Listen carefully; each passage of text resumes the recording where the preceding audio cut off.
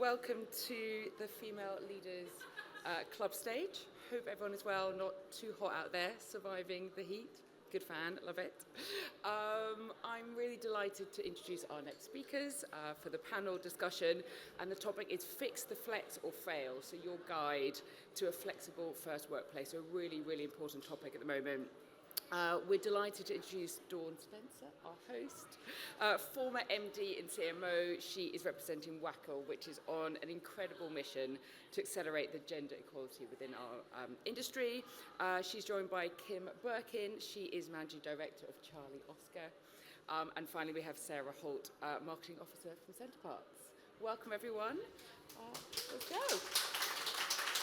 Hello, everyone. Great to see some familiar faces in the room today. So thank you for joining us. My name is Dawn Spencer, former CMO and MD in food and beverage businesses, an active member of WACL, and just really proud to be on the stage today. Really passionate about advancing women in our industry, and glad to see so many of you supporting us here today. I want to share some stats around WACL and a little bit about WACL before we get into the panel discussion, because I think it's really important. And then I will hand over to Sara and Kim to bring their experience and wisdom to the forefront. So it might surprise you to know that WACL's been around for over a century. Its mission is to accelerate gender equality within our industry and create more inclusive and thriving environments for everyone. In 2023, we launched the 50% CEO Playbook, which defined 5 levers for change to accelerate women into senior leadership positions. And this was supported by a BlackRock study that found that companies with the most diverse workforces outperformed those with the least diverse. I mean, it's obvious, right? But at an average of 29% a year. So we've got a long way to go, and that current rate of progress, if we want to double the pace of change to achieve 50% of women CEOs by 2045. So today we're going to focus on one of those levers, which is about being flexible first. We know that women tend to bear the burden of care, and sometimes that lack of flexible working also contributes to that gender pay gap as well. And when we talk about flexible working, we mean working arrangements that allow women and employees to vary the amount, timing, or location of their work, and giving them more control over their work schedule and their location. And you're going to hear more of that from the panel shortly. Some quick stats. In 2023, research showed that 71% of women and 64% of men said that they were more likely to stay in their jobs if flexible working was available to them. Big numbers, right? And 77% of women and 68% of men are more likely to apply for a job that has advertised flexible working. So sit up and listen. The stats tell a really important story. And that's why in June this year, WACL launched an evidence-led and an action-focused campaign called #ChangeTheStats. Hopefully some of you have heard about it. It builds on the proven 5 levers of change, and it built on our original playbook. But what this campaign does is sets out how to get there. And that's really important, because taking action is where it really counts. So in the context of Be Flexible First and #ChangeTheStats, we've now moved the conversation on to Fix the Flex or Fail. And we're really encouraging businesses to reflect on both gender balance and flexibility as non-negotiables for business success. So I'm absolutely thrilled to have Sara and Kim on the stage, bold leaders representing brands and organisations, and they're going to be sharing their insights and wisdom with us now about being in flexible first organisations. So Kim, perhaps you can kick us off with a bit of an introduction and what flexibility in the workplace means to you. Thanks so much, Dawn. So I'm Kim, I'm the MD of Charlie Oscar. We are a new business, so hopefully my perspective today helps businesses understand how to get things right from the start. I've heard flexibility described as a perk, which made me laugh, but it's also a little bit sad. For me, it's an absolute fundamental. It's a complete no-brainer. So personally, I lead a very fast-paced, very, very busy agency, but I'm also a mum, and I'm also a sister, and I'm also a wife. And flexibility for me allows me to try and do all of those roles well try, I say. And it also allows me to try and have some time for myself as well. So this year, now I've turned 40, I've joined a gym, and that allows me to join in all of the shit fitness chat in the office. And that's important as well. When I think about work, though, flexibility really, for me, is the balance between freedom and accountability, because you really need both to make flexible practices work really well. That's super. And Sara, what about you? Quick introduction and what flexibility means to you. Hi, I'm Sara Holt, and I'm CMO of Centre Parcs. I'm in week 15. And flexibility for me means just treating people like they're adults, and it's really important for Centre Parcs in particular, because we're based in head office up in Ollerton, like in the middle of nowhere in a mining village. And I wouldn't have joined Centre Parcs if it wasn't fully flexible. It was one of the key decision points against other CMO gigs I had on the table.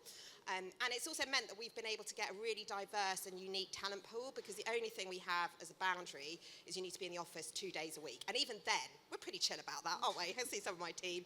If you've got something going on, we don't mind.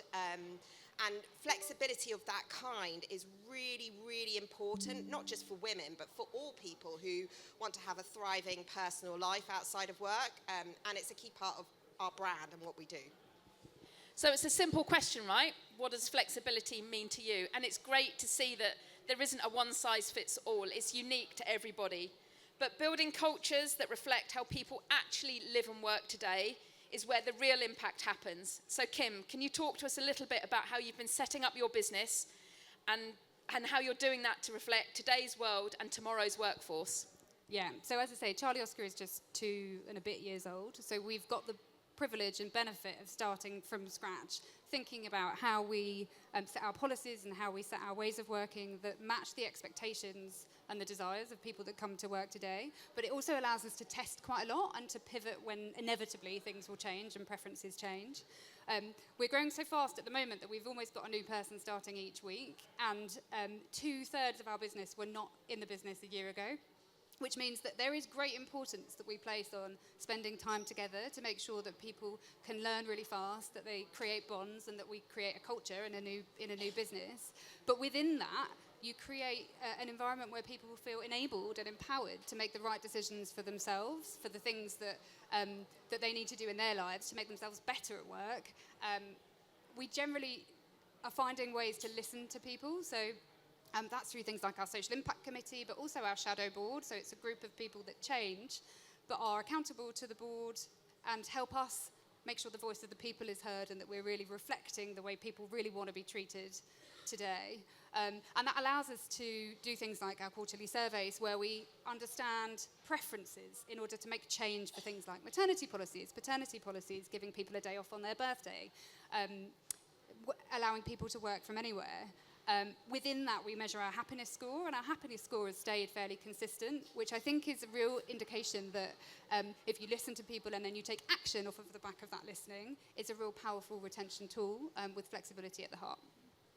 Great to hear. And Sara, we know Centre Parcs has got a great reputation in this space. What can you tell us since you've joined? Well, we have some really clear boundaries, like our working day starts for head office employees, or Forest House as we call it, at 7 o'clock in the morning and ends at 7 in the evening, and we don't expect people to work all those hours.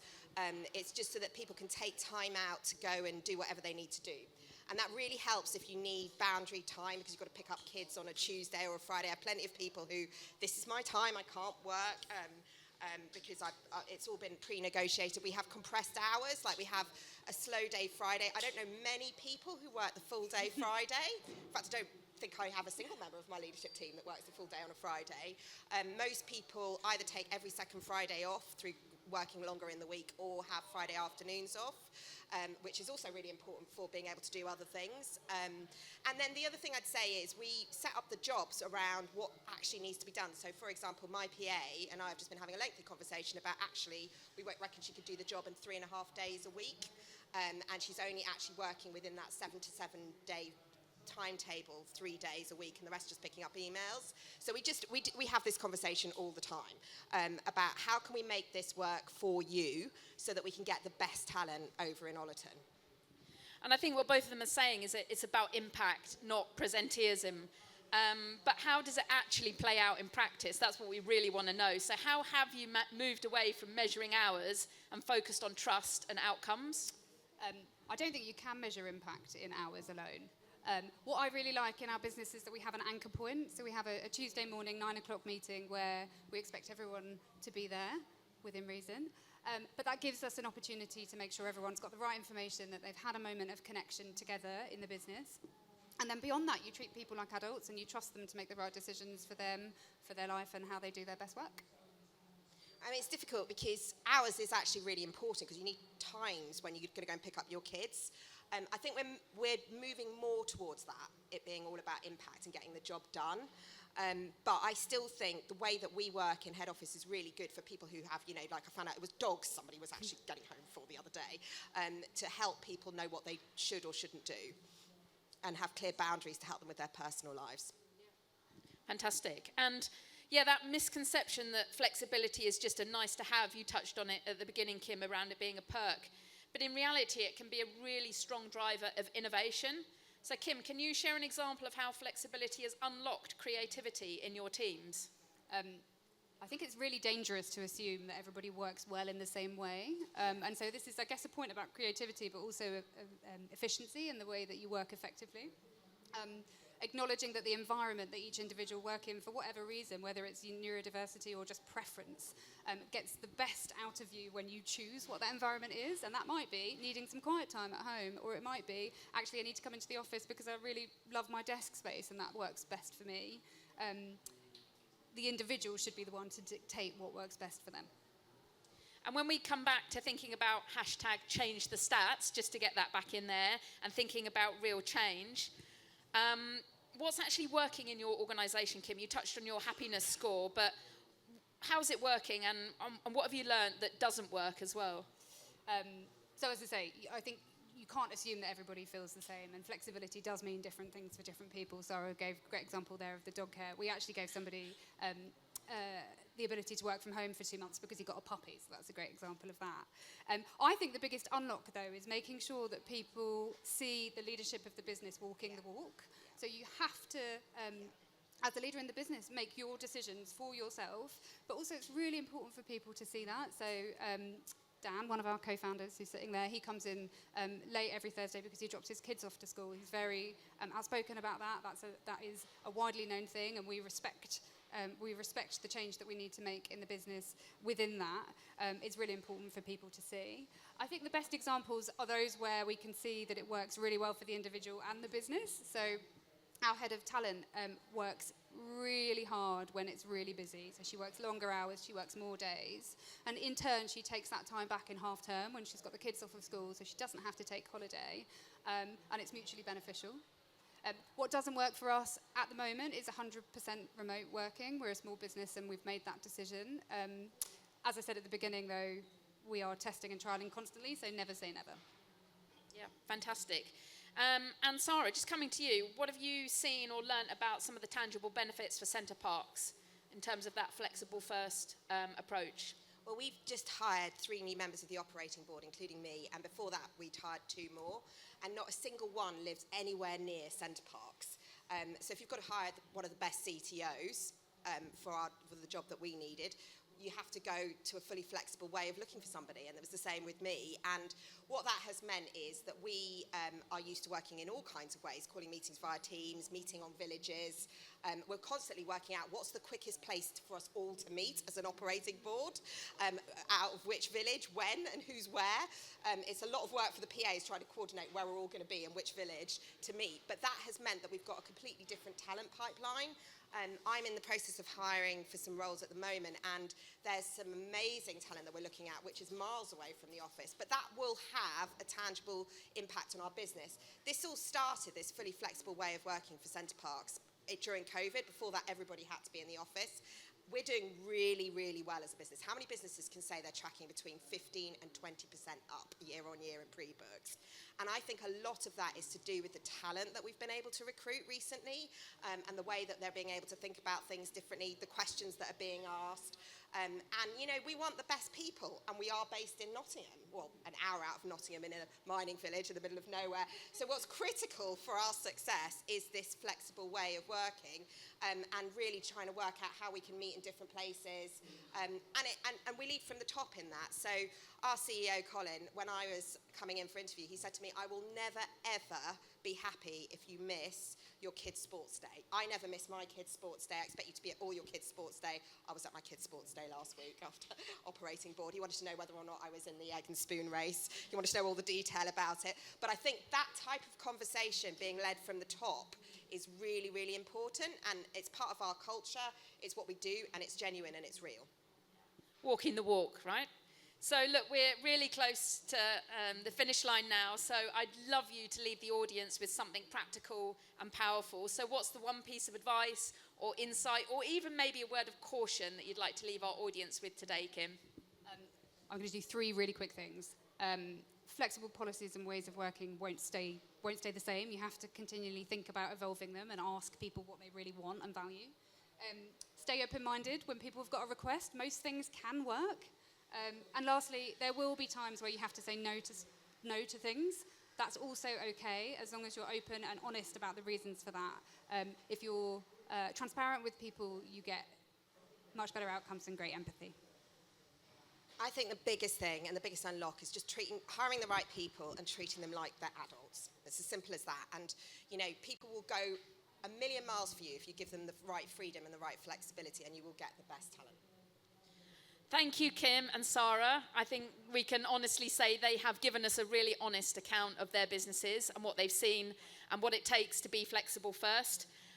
We should have a slide coming up on the screen which will just advertise our Change the Stats campaign. Thank you. So please go on to there and have a look, particularly at the Be Flexible First section, where you can find many more tools and resources. And thank you very much for listening.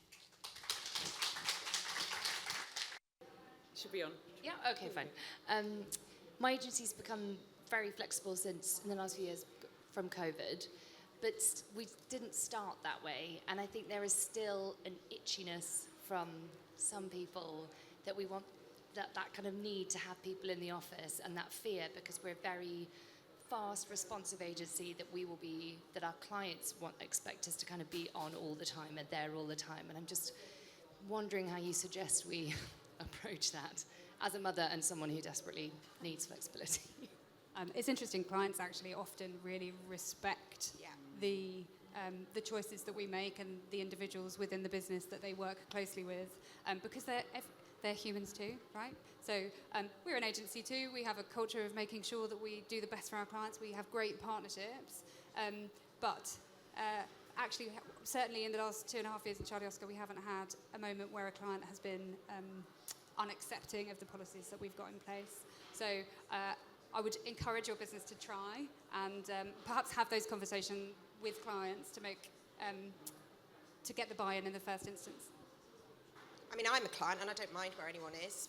And as long as there's someone I can WhatsApp, I don't mind if it's the same person. I think the key point is that, does your business want to win the talent war?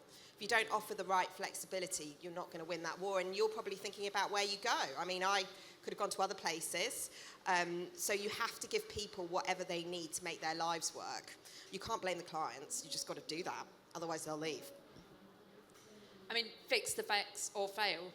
And if people are looking for tools and techniques and other resources, I am just going to plug this brilliant piece of work done by WACL, because there's some really great stuff in there that allows you across different levels on how to get started, as well as if you might be a really mature organisations like some of the sat on the stage here, what more you can still do to really drive that flexibility first approach. Great. Any final questions? One more. Let me get the mic.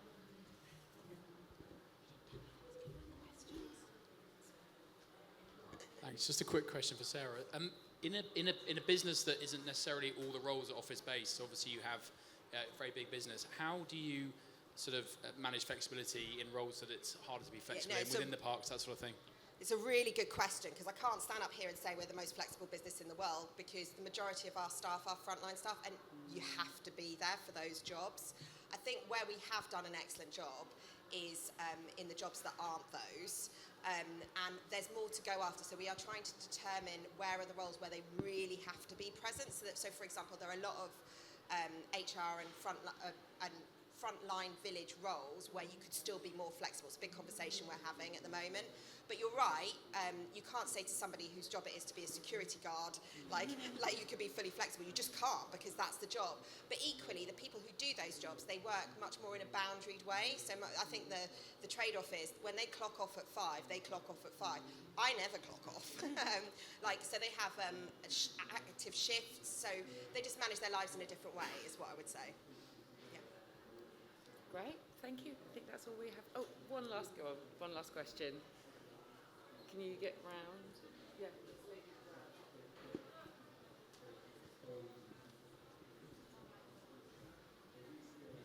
Thanks. Hi. Sorry, this question might link to the previous one a little bit. A barrier, I guess, I'm aware or have heard a few people talk about to flexible working is the part of the role that requires managing a team. And I just wondered what your thoughts are on that, and if you've got any kind of examples of how you've allowed people to have a bit more flexibility in terms of remote working that hasn't hindered their ability to manage a team beneath them. We're actually just about to test something which is exactly like that. So we haven't yet got to a position where we're allowing people to sort of come into the office as and when they want to in the whole, but are testing that in July and August. And what we are doing is trying to make sure that people within their individual teams or their individual cohorts are making decisions together and communicating about what works best for the pod or the group of people.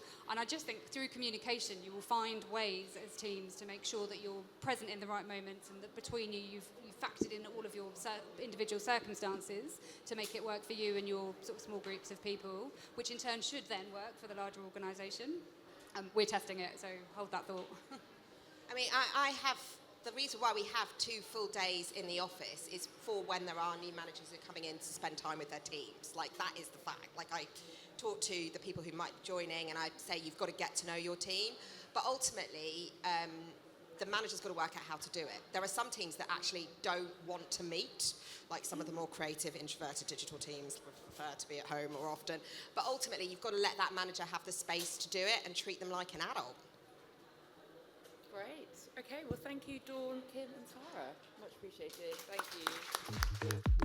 you.